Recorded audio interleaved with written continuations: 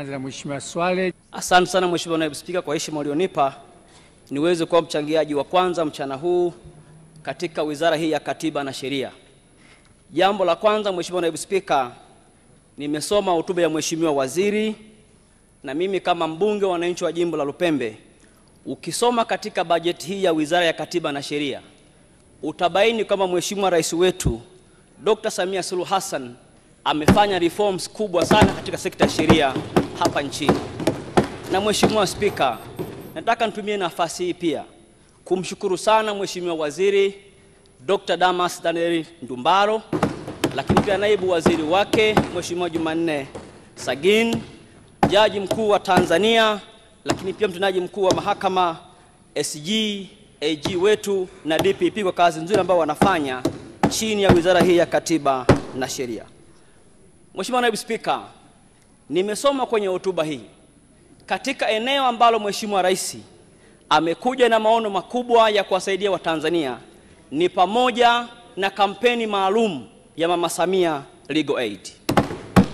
Mheshimiwa Naibu Spika, sisi wabunge wa vijijini ambao tunajua changamoto za wananchi wetu, ambao wako wananchi wengi hawana uwezo wa kuzifikia mahakama kwa sababu ziko mbali, lakini pia gharama za kutafuta mawakili ni kubwa, lakini pia wako wananchi ambao hawajui taratibu za kupata haki zao.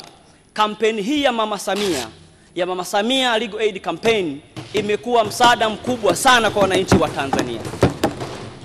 Na nitumie nafasi hii kumwomba Mheshimiwa Waziri wa Katiba na Sheria.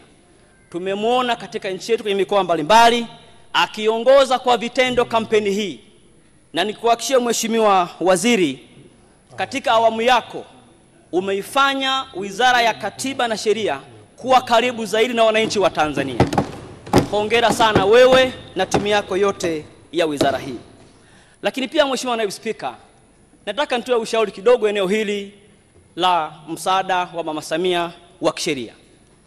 Ili huduma hii iweze kuwa endelevu pamoja na mipango mizuri ya wizara hii, nilikuwa na shauri sana serikali. Wako watu kwenye mikoa na wilaya wanaitwa paralegal. Hawa watu wana NGO mbalimbali. Nitaka nimwombe Mheshimiwa Waziri atakapokuja kuwind up jioni atuambie wana mpango gani wa kufanya mashirikiano ya kutosha kuwasaidia paralegal hawa, kuwajengea uwezo wa mafunzo, lakini pia kuwasaidia vitendea kazi ili huduma hii ya Mama Samia iweze kuendelevu leo na vizazi vijavyo. Kwa mfano, mimi jimbo la Lupembe tunao watu wa paralegal pale Nyombo wanaitwa Nyomapase, wakiongozwa na mzee wangu Joachim Mwinami pamoja na Lucas Payovela. Lakini pia ukienda kwenye mkoa wa Njombe tunao watu wa paralegal kwenye taasisi kubwa ya Mapao ikiongozwa na mchungaji Sinene. Hawa watu wanahitaji kujengewa uwezo sana kupitia wizara hii. Na nikuombe Mheshimiwa Waziri utusaidie. Wengi hawana vifaa kama kompyuta, hawana usafiri. Tukiwasaidia hawa, wapo karibu na wananchi, wataifanya huduma hii kuwa endelevu na kuwa na msaada zaidi kwa Watanzania.